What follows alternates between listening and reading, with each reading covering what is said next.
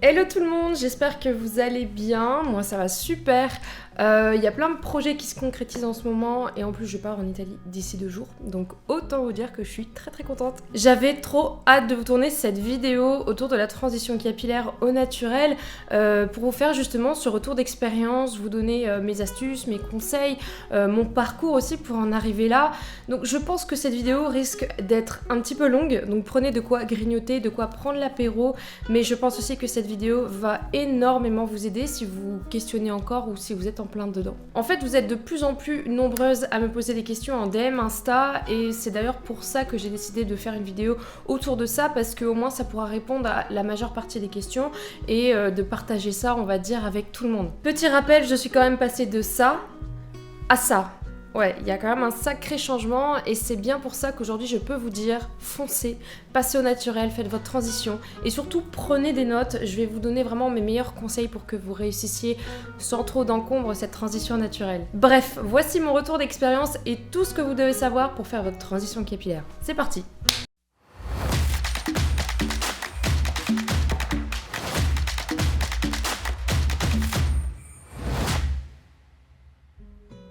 Tout d'abord, commençons par le commencement. C'est quoi une transition capillaire? C'est tout simplement abandonner les produits conventionnels, donc dit les produits chimiques, pour justement utiliser que des produits sains et des produits naturels pour sa chevelure. C'est aussi accepter son cheveu tel qu'il est, l'embellir et le soigner de la plus naturelle façon possible. Alors maintenant, pourquoi passer au naturel? Ça sera une réponse un peu personnelle, mais généralement on a toutes et tous les mêmes raisons. La première raison, évidemment, c'est de retrouver des cheveux beaux et sains au naturel, et on va voir ensemble que le chemin est assez long et assez compliqué. Je trouvais que mes cheveux étaient dégueulasses, qui ressemblaient plus du tout à rien. Ils ne poussaient plus, depuis des années ils ne poussaient plus, j'avais vraiment un peu cette queue de rat qui était vraiment pas très jolie et j'avais une couleur absolument horrible, jaune paille, qui était très compliquée à supporter aussi et j'arrivais plus du tout à les coiffer, donc ça aussi c'est une bonne raison pour passer au naturel. La deuxième raison, c'est aussi un déclic un peu personnel et surtout ne plus vouloir consommer des produits qui soient toxiques et polluants pour l'environnement mais aussi pour la santé. Hashtag L'Oréal, Kérastase, Elseve, et donc d'adopter des soins qui soient plus sains pour la santé, qui soient sans silicone, sans dérivés de la pétrochimie, qui peuvent par exemple avoir un impact sur les hormones, sur notre santé, sur l'environnement, et qui donnent aussi ce faux aspect de belle chevelure. Donc en gros, c'est l'envie de se tourner vers quelque chose de plus responsable, de plus respectueux de l'environnement. Mais alors concrètement, quelle est la différence entre les produits chimiques, les produits conventionnels et les produits naturels dits végétaux? Bon, comme son nom l'indique, les produits conventionnels sont issus de la pétrochimie, tandis que les produits naturels vont être issus des végétaux. Assez simple pour le moment. Mais c'est surtout au niveau de l'action et de l'aspect sur la chevelure que là, la différence va être flagrante. Il faut savoir que la plupart des produits conventionnels qu'on trouve en grande surface contiennent de mauvais ingrédients chimiques et qui donnent un peu cet aspect qu'on va avoir une belle chevelure, mais tout ça, c'est pour une courte durée. Le silicone, par exemple, ça c'est un dérivé du plastique et du pétrole, et qu'est-ce qu'il va faire? Il va venir un peu lisser les cuticules des cheveux pour leur donner cet aspect doux et soyeux. J'aime bien aussi l'appeler le cache-misère parce que c'est clairement ça, il va venir cacher en fait les imperfections de vos cheveux, donc les fourches, etc. Mais c'est pas le vrai aspect de vos cheveux. En réalité, le silicone vient englober votre cheveu d'une fine couche, en fait comme une couche plastique qu'on met au-dessus du cheveu, et sur le long terme, le cheveu ne peut plus respirer et c'est l'une des raisons pourquoi ton cheveu ne pousse plus sur le long terme. D'ailleurs, quand vous arrêtez le silicone, vous avez souvent les cheveux super poisseux, cassants, un peu effet paille et très difficile à manipuler. Un produit naturel, quant à lui, ne va pas venir englober votre cheveu de quoi que ce soit, il va pas venir cacher la misère, il va venir directement soigner à la racine. Vous avez aussi les sulfates qui sont en majeure partie présents dans les produits non naturels, et ce sont en fait c'est un tensioactif qui est super agressif pour les cheveux et pour la peau. En gros, c'est ce qui va permettre au shampoing de mousser, mais sur le long terme, pour les cheveux, ça va venir les dessécher et ça va surtout dérégler complètement le pH du cuir chevelu. Oui, parce que spoiler, la mousse dans un shampoing en fait ne sert à rien. C'est pas parce qu'un shampoing mousse énormément que votre cuir chevelu ou vos cheveux sont très très bien nettoyés. Non. Et pour finir, on a les huiles minérales qui sont bien entendu interdites dans le monde du naturel. Ce sont en fait des paraffines dérivées du pétrole et qui vont venir boucher les pores du cuir chevelu, ce qui empêche le sébum de venir bien se déposer sur vos longueurs. Et en fait, du coup, votre peau va péter un câble et va produire encore plus de sébum, et ce qui donne les cheveux gras, et voilà, c'est un cercle vicieux. Dans les produits naturels, elles sont remplacées par des vraies huiles, des huiles végétales comme l'huile de coco, l'huile de jojoba, d'argan ou de ricin. Voilà, ça c'était un peu le côté théorique pour que vous compreniez bien certaines choses entre le conventionnel et le naturel. C'est important de le savoir avant de se lancer. Maintenant, je vais vous parler de ma propre expérience et je vais vous donner tous les conseils que vous devez savoir avant de commencer. Alors, personnellement, j'ai eu mon déclic début 2021.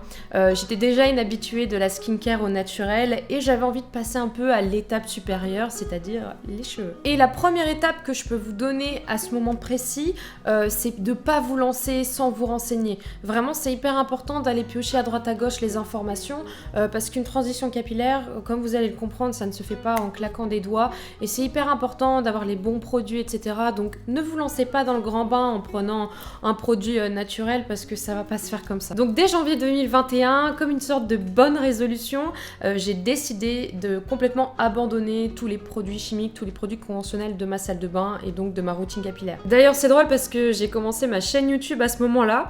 Du coup, si vous regardez bien mes vidéos, vous pouvez voir ma transition capillaire au fil des mois et voir à quel point mes cheveux ont évolué. C'est justement en regardant les anciennes vidéos que je me dis waouh, là franchement je reviens de loin. J'aurais jamais pensé retrouver mes cheveux bouclés honnêtement.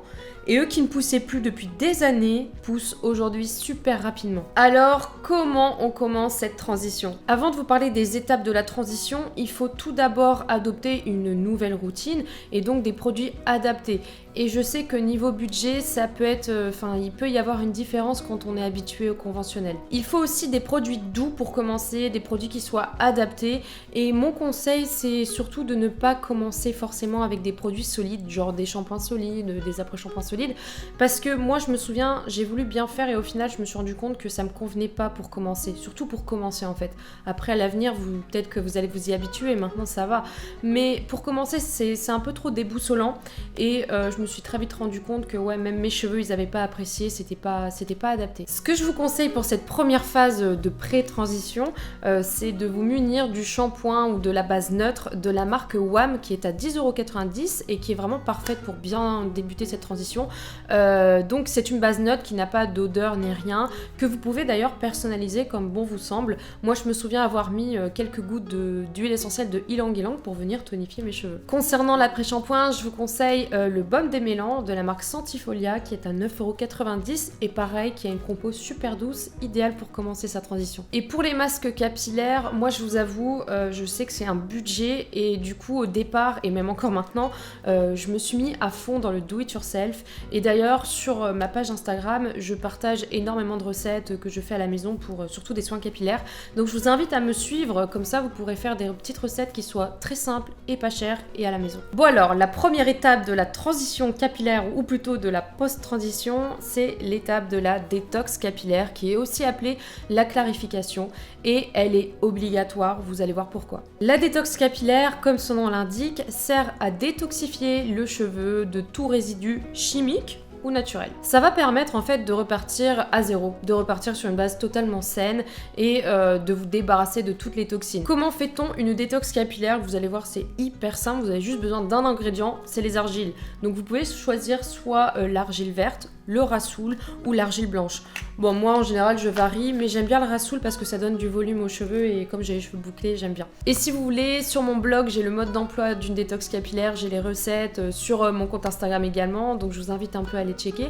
Je vous mets tous les liens dans la description. Donc ce masque à l'argile est vraiment super important, ça permet en fait de retrouver une base totalement saine et je le faisais en général une fois par semaine, d'ailleurs ça a remplacé mon shampoing. Cependant, attention car les argiles ont tendance à dessécher les cheveux, donc vous allez avoir cet aspect un petit peu rêche. Ce toucher aussi un peu rêche, un peu effet paille, mais vous inquiétez pas, on passe toutes et tous par là. En fait, vous allez tout simplement retirer tous les résidus chimiques, donc le silicone et compagnie, et là vous allez un peu découvrir vos cheveux, votre vraie nature de cheveux, et c'est totalement normal, ne paniquez pas. Pour éviter trop de dégâts, je vous conseille de toujours faire un masque nourrissant, un masque hydratant juste après cette détox. Notamment, vous pouvez faire des bains d'huile. Ce qui est bien avec les bains d'huile, c'est que ça va venir vraiment bien régénérer la fibre capillaire, et notamment quand vous avez fait une détox, votre cheveu il est comme tout nu et il a besoin, il va venir imprégner plus rapidement, on va dire, les soins, et les bains d'huile c'est l'idéal. Donc cette détox capillaire, elle a duré environ un mois, donc une fois par semaine je faisais cette détox, et à la fin du mois, oui c'est vrai, j'ai découvert le réel état de mes cheveux, comme s'ils étaient tout nus, et c'était très très difficile à accepter. Et en fait c'est là qu'on voit tous les dégâts et les dommages des produits conventionnels et des produits chimiques sur les cheveux. On en vient alors à la deuxième étape, qui est de couper la partie morte des cheveux. Oui, là je suis désolée, mais vous allez certainement devoir vous y résoudre, couper un petit peu les pointes, couper même un peu plus que les pointes, mais je vous rassure, c'est vraiment un mal pour un bien. Après, vos cheveux iront beaucoup mieux. Je sais que la plupart des grandes marques conventionnelles vous font croire que les cheveux qui sont pratiquement morts, etc., sont réparables par le biais de soins, etc., de soins miracles. C'est un mythe. On ne rattrape pas un cheveu qui est mort. Il faut tout simplement couper, et je suis désolée de vous l'apprendre. C'est à ce moment-là que vous allez commencer à douter, parce que déjà l'état de vos cheveux est déplorable. Vous vous dites, attendez, il faut que je coupe ça de longueur alors que ça fait 5 ans que j'essaye de les faire pousser. Je sais, je suis passée par là et ça a été une étape franchement dur à accepter. Honnêtement, ça m'a brisé le cœur, hein, mais je savais que c'était une étape indispensable pour retrouver vraiment des cheveux sains et qui soient en bonne santé. Mais au fait, comment on fait si on veut plus utiliser de produits chimiques de son coiffeur habituel? Vous avez plusieurs options. La première, c'est de tout simplement être honnête avec votre coiffeur habituel, lui téléphoner un peu avant et lui dire que voilà, vous êtes en pleine transition capillaire et que vous souhaiteriez utiliser vos propres produits qui sont naturels. C'est faisable, il peut accepter comme refuser. Ou alors, vous optez pour un salon qui est 100% végétal, qui soit bio et qui est à mon sens la meilleure des solutions, parce que à ce moment-là vous allez avoir 1001 questions par rapport à tout ça, et c'est bien d'être entouré par du personnel qui soit qualifié pour répondre à vos questions. Dans mon cas précis, j'ai choisi la deuxième option parce que j'avais aussi décidé de faire ma première coloration végétale au henné, et j'avais absolument besoin d'être entourée, d'être conseillée par une professionnelle, donc c'est ce que je vous recommanderais également. D'ailleurs, souvenez-vous, pour les plus anciens, il s'agissait de cette fameuse vidéo avec le salon de coiffure Doria de coiffure à Paris, et j'étais accompagnée par Mona qui m'a vraiment conseiller, qui a répondu à toutes mes questions. Elle était vraiment super chouette cette vidéo, donc je vous invite vraiment à aller voir cette vidéo pour comprendre déjà l'univers du monde végétal, du henné, etc. si vous hésitiez encore, et vous allez voir, Mona va vous donner tout plein de bons conseils, c'est une super adresse à Paris. Si vous êtes de Lille, je peux vous conseiller le salon de coiffure végétale Pépinaire qui est rue Saint-Gabriel, pareil, ils sont de super conseils. Donc voilà, c'est super important de se faire accompagner à ce moment-là, parce que je trouve que c'est vraiment une sacrée étape, hein, surtout quand on fait une coloration végétale, et moi j'étais pleine d'a priori, donc ça m'a permis d'être rassurée. Alors après l'étape de la détox, de la coupe et de la coloration végétale, là on peut dire que vous êtes vraiment en transition. Et j'ai une chose à vous dire, patience. Ça va être une étape qui va être assez longue selon l'état de votre cheveu. Vous allez avoir les cheveux hyper indisciplinés, c'est normal, ils ont besoin de temps pour se régénérer après tant d'années avec des produits chimiques, c'est tout à fait normal. Alors je vais vous faire gagner du temps grâce à quelques conseils qui sont précieux. Pour avoir les résultats que vous souhaitez, il faut comprendre les problématiques que vous avez en ce moment. Pour ma part, c'était cuir chevelu sensible, qui me démangeait, sujette aux pellicules, cheveux qui regressent vite, et en même temps j'avais les longueurs et les pointes assez sèches. Pour ma part, ça a été l'étape la plus difficile, la plus dure, parce que c'est une très très longue étape qui a duré entre 6 et 8 mois, et j'avais l'impression que malgré tous les efforts que je donnais, les résultats n'étaient jamais concluants, ou très peu, ou très courtement plutôt.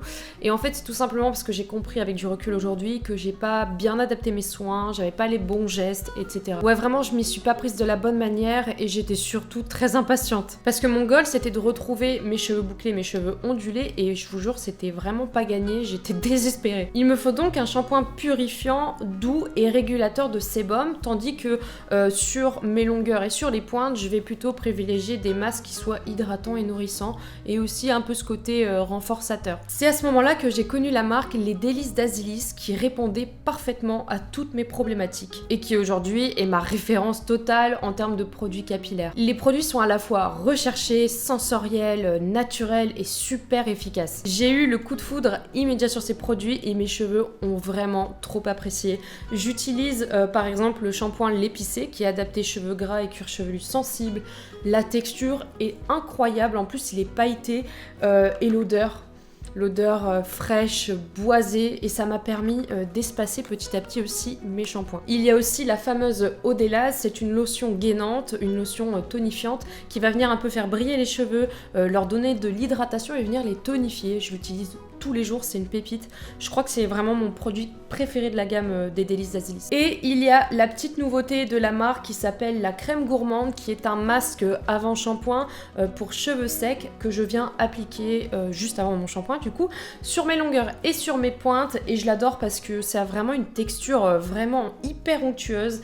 Et l'odeur de vanille, j'ai limite envie de le manger, on dirait vraiment un yaourt à la vanille. Bref, j'ai utilisé pas mal de marques au niveau capillaire, mais si je devais vous en conseiller qu'une seule, c'est les Délices d'Azilis. Pour moi, c'est la plus efficace que j'ai testée aujourd'hui. Petit à petit, mes boucles, etc. ont commencé à revenir timidement, mais c'est à ce moment-là que je me suis dit, c'est bon, je suis sur le bon chemin. Le seul bémol, c'est que je n'avais pas adopté encore les bons gestes et je savais surtout pas comment faire et comment me comporter pour justement avoir des belles boucles. Alors c'est là que vient mon deuxième conseil, c'est de suivre justement des créatrices de contenu qui sont dans ce domaine spécialisé dans les boucles ou dans les cheveux au naturel. Je vais pas vous mentir, mon truc à moi c'est plus la skincare, même si aujourd'hui j'ai quand même pas mal de connaissances sur tout ce qui est cheveux et soins capillaires, mais c'est vrai qu'à ce moment-là j'en avais beaucoup moins et c'est ces créatrices de contenu qui m'ont vraiment aidé à connaître tout ça et à former mes boucles et prendre soin de mes cheveux correctement. Donc si vous avez des cheveux bouclés, ondulés comme moi, je vous conseille de suivre Pauline aka aux portes du naturel sur Instagram,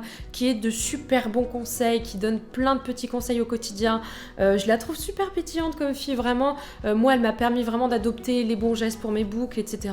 Elle m'a donné plein de connaissances. Donc vraiment, je vous invite à la suivre, elle est géniale. Et en plus, elle vient d'ouvrir une petite boutique en ligne avec que des produits naturels pour les cheveux. Donc vraiment, elle pourra vous conseiller de A à Z, c'est vraiment une pro là-dedans. Vous avez également Héloïse de LCR sur Instagram, qui a également plein de ressources sur les produits naturels, etc. et aussi sur les recettes do it yourself pour bien prendre soin de ses cheveux.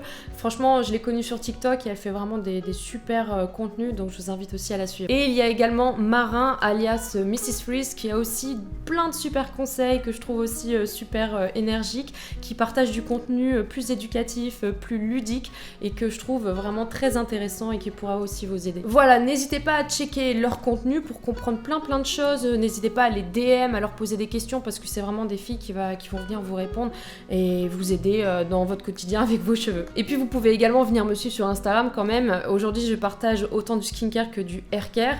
Je vous partage plein de tips, plein d'astuces et plein de recettes do it yourself. Mais bon, grâce à ces nanas là, j'ai pu retrouver ce que vous voyez devant vos écrans et Dieu sait que ce n'était vraiment pas simple et pas gagné dès le début. Parce que j'avoue, pendant cette phase là vous allez vraiment avoir des hauts et des bas, et moi il y avait surtout cette phase d'acceptation, accepter mon cheveu tel qu'il est, même si pour moi je le trouvais moche. J'utilisais encore des produits chauffants tels que le lisseur et le sèche-cheveux pour faire des brushings, parce que des moments je supportais pas mes cheveux, c'était pas des boucles que j'avais, c'était pas beau quoi. Et finalement c'est en discutant avec plusieurs filles qui m'ont fait part aussi de leurs témoignages, de leur transition, et en fait qui ont partagé avec moi le même ressenti et à quel point c'était compliqué d'accepter ses cheveux tels qu'ils étaient, et en fait ils m'ont mis en confiance et je me suis moins sentie seule et ça m'a permis en fait d'accepter mes cheveux tels qu'ils étaient.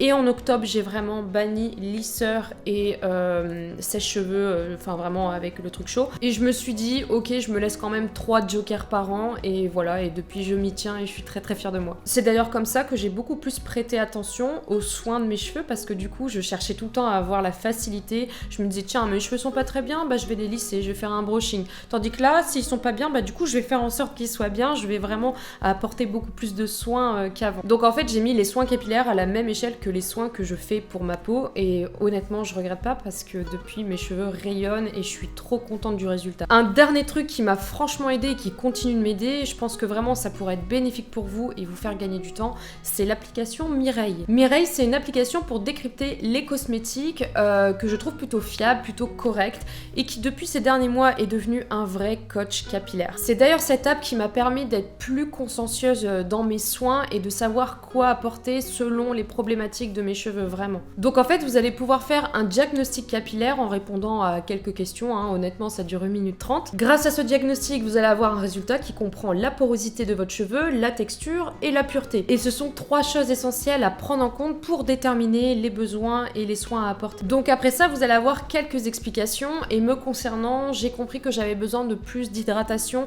et de soins pour renforcer mes cheveux. Donc du coup j'apporte plus des masques hydratants et des masques protéinés pour renforcer. Ça paraît bête mais c'est super important parce que si vous apportez un soin qui n'est pas adapté à la problématique de votre cheveu, ça sert strictement à rien. C'est comme donner de l'eau à quelqu'un qui a faim. Et justement ce que je trouve génial c'est que Mireille a vraiment poussé le truc hyper loin. C'est qu'en fonction de ce résultat là vous allez avoir accès à des routines qui soient adaptées à vos besoins de d'autres créatrices de contenu avec vraiment toutes les références produits, ce qui vous permettra d'acheter directement les produits et de savoir ce qui est adapté en fonction de vos besoins. C'est génial. Et ça honnêtement j'aurais aimé le découvrir il y a très longtemps, je l'ai découvert il y a quelques mois. Si je l'avais découvert avant, je suis sûre que ça m'aurait aidé et j'aurais pas galéré comme ça. Et je voudrais vraiment les remercier pour leur aide et pour leur confiance car j'ai également un partenariat avec Mireille, ce qui vous permet d'avoir accès à la totalité de Mireille pendant 4 mois à 10 € au lieu de 15 € et je vous mets le petit lien bien sûr en description si ça vous intéresse. Voilà, ce sont toutes les étapes et les conseils que je peux vous donner et qui m'ont permis de retrouver actuellement ce cheveu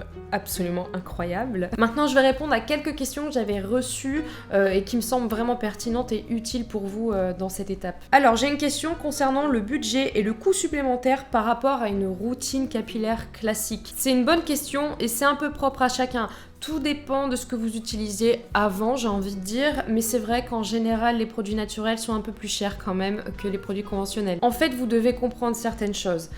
Déjà, les produits ne sont pas fabriqués en masse comme pour L'Oréal, donc ça, c'est déjà un coût en plus. Ensuite, il y a le choix des ingrédients naturels, et ça, forcément, c'est beaucoup plus cher que le conventionnel, parce que le conventionnel, ils aiment bien remplir à 90% de texture qui ne sert à rien, alors qu'un produit naturel va vraiment être concentré d'actifs qui sont hyper efficaces et qui sont surtout de haute qualité. Et vous avez aussi le fait que ce soit fabriqué en France, donc le coût de fabrication, le coût de stockage, tout ça, ça a un coût bien plus élevé qu'à l'étranger. Bon, il y a encore plein de choses qui rentrent en compte bien évidemment, mais c'est juste pour que vous compreniez certaines choses et que le prix d'un produit naturel, clean, éthique, made in France vaut réellement son prix. Alors oui, c'est un budget supplémentaire, c'est vrai, mais pour des résultats vraiment efficaces, vraiment concrets, et c'est surtout un choix en fait. C'est un choix de vouloir se respecter en tant que personne, sa santé, sa peau, etc., mais aussi respecter l'environnement. C'est un choix. Et après, tout dépend aussi de quel type de gamme vous preniez avant dans le conventionnel. Par exemple, si vous preniez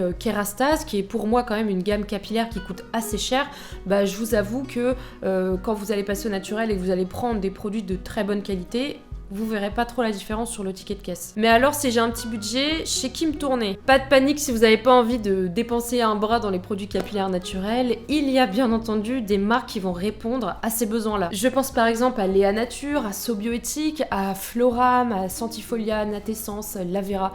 Toutes ces marques-là sont hyper accessibles financièrement. D'ailleurs, en parlant d'accessibilité, quelqu'un me demande si les produits sont facilement trouvables. Alors du coup, je pense qu'on parle du fait qu'ils soient trouvables en grande surface. Alors c'est vrai que c'est un peu plus compliqué de trouver des produits naturels en grande surface, évidemment. Le seul que j'ai vu à l'heure actuelle, c'est Sobioéthique aka Léa Nature, qui est présent dans les grandes surfaces. Mais à part ça, j'en ai pas vu d'autres. D'ailleurs, si vous connaissez d'autres marques naturelles qui sont présentes dans les grandes surfaces, faites-nous en part dans les commentaires, ça pourrait être des certains et certaines d'entre vous. Personnellement, moi je ne vais pas dans les grandes surfaces et dans les rayons conventionnels parce qu'il y a trop de greenwashing et j'ai pas envie spécialement de supporter certaines marques. Mais du coup, je commande que sur internet et là pour le coup, j'ai vraiment plein de boutiques en ligne à vous référencer, vraiment, il y en a plein.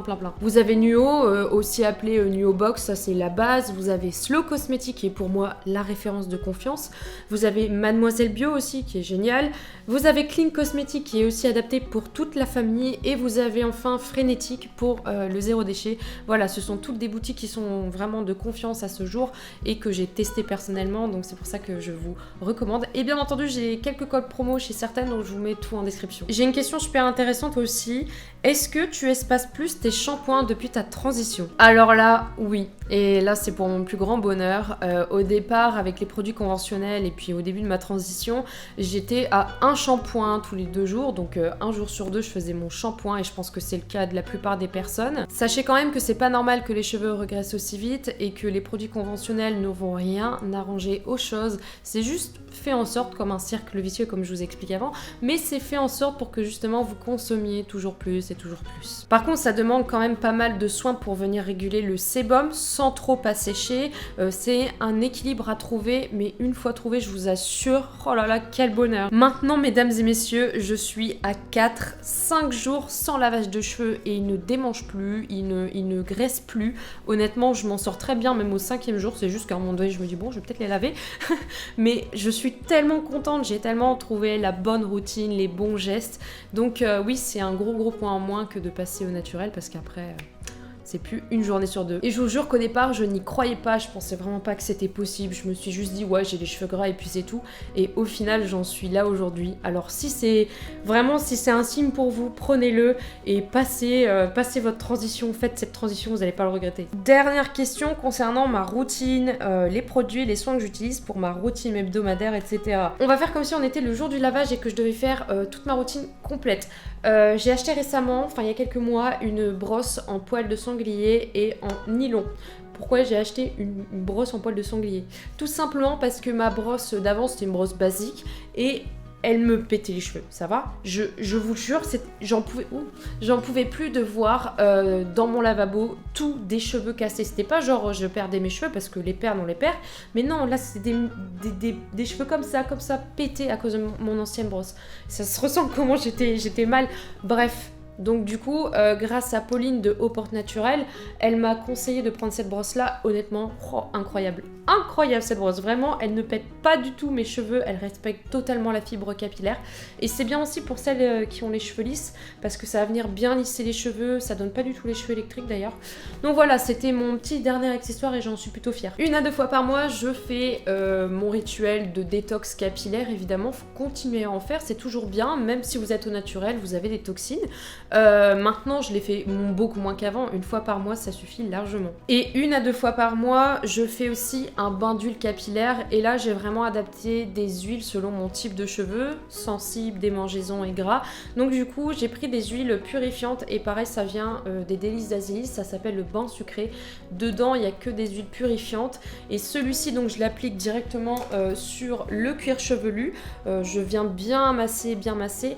Et par contre, pour les longueurs et les pointes qui sont un petit peu plus sèches, un petit peu plus fragiles, là je vais plus leur donner des huiles qui soient nourrissantes, plus fixatrices, enfin je sais pas comment expliquer, mais renforçatrices plutôt. Donc je vais plutôt opter pour de l'huile de nigel ou de l'huile d'argan. Mais sinon, quand je fais pas la détox ni les bains d'huile, je fais obligatoirement toujours un masque avant shampoing. Et là ça va dépendre de mes objectifs. Si je sens que mes cheveux ont besoin d'être un peu plus forts, un peu plus hydratés, un peu plus nourris, en fonction de ça, je vais adapter mon masque. Je varie assez régulièrement pour dire, et j'utilise beaucoup les poudres ayurvédiques dans mes soins. Si vous savez pas trop ce que c'est, si vous savez pas quelle poudre choisir, je vous invite justement à me suivre sur Insta.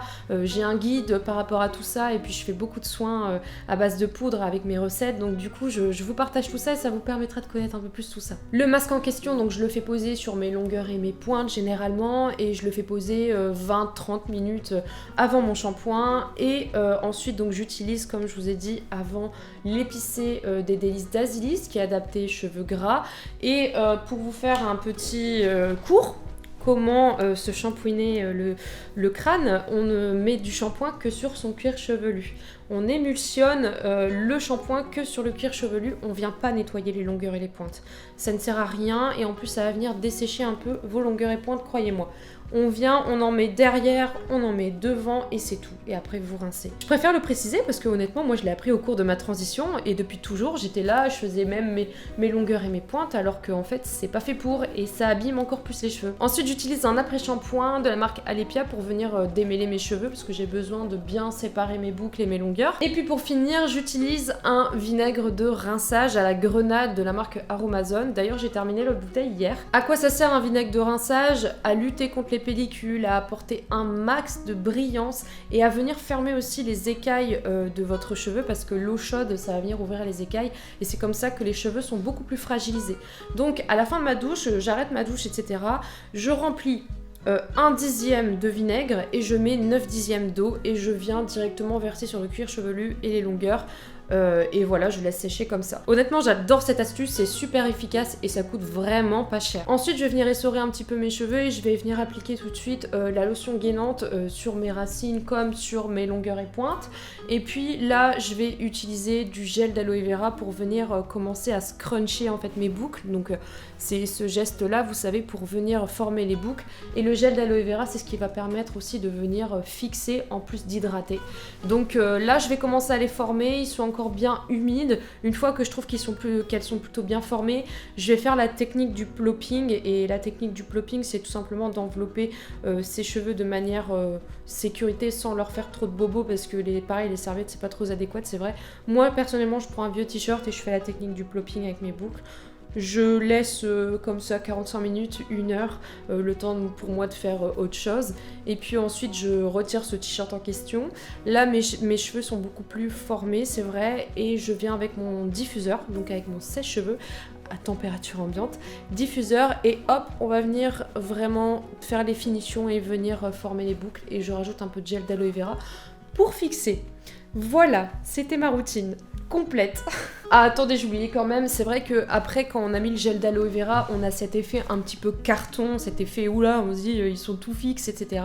C'est normal, il faut laisser agir, une fois que c'est bien fixe, c'est bien sec, on va retirer cet effet carton, tout simplement en les remuant un petit peu comme ça va s'en aller tout seul, et je viens fixer et justement retirer cet effet carton avec un sérum longueur et pointe de la marque Clémence et Vivien qui est top aussi, que j'utilise depuis peu. Et puis voilà, je crois que c'est tout cette fois-ci.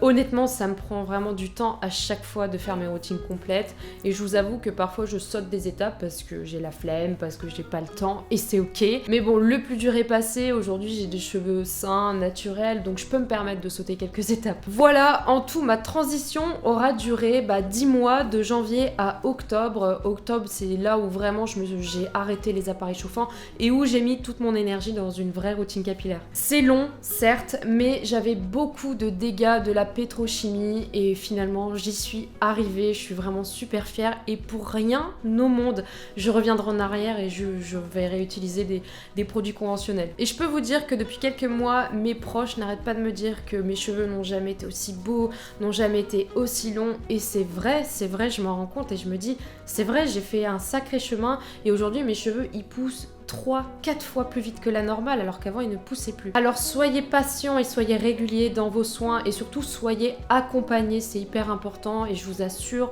le jeu en vaut la chandelle. Je ne sais pas si certains ou certaines se sont reconnus dans mon témoignage, mais si c'est le cas, n'hésitez pas à laisser un commentaire justement pour que celles qui hésitent encore soient davantage convaincues avec d'autres témoignages de ce type. De même, si vous avez des questions quelconques concernant les routines, concernant la transition, je vous invite à les poser en commentaire ou même à m'envoyer un petit message sur Insta. Dernière chose, j'espère que vous avez trouvé cette vidéo intéressante, qu'elle vous a permis aussi de voir plus clair sur cette transition. Alors n'hésitez pas à me mettre un like pour me soutenir et encore mieux à vous abonner à ma chaîne pour suivre les autres vidéos. Et d'ailleurs n'hésitez pas à la partager avec quelqu'un qui en a besoin, ça pourrait être super utile. Sur ce, merci d'avoir suivi cette longue vidéo, je sais, mais au moins vous savez tout. Je vous dis à très bientôt pour une nouvelle vidéo, prenez soin de vous, ciao.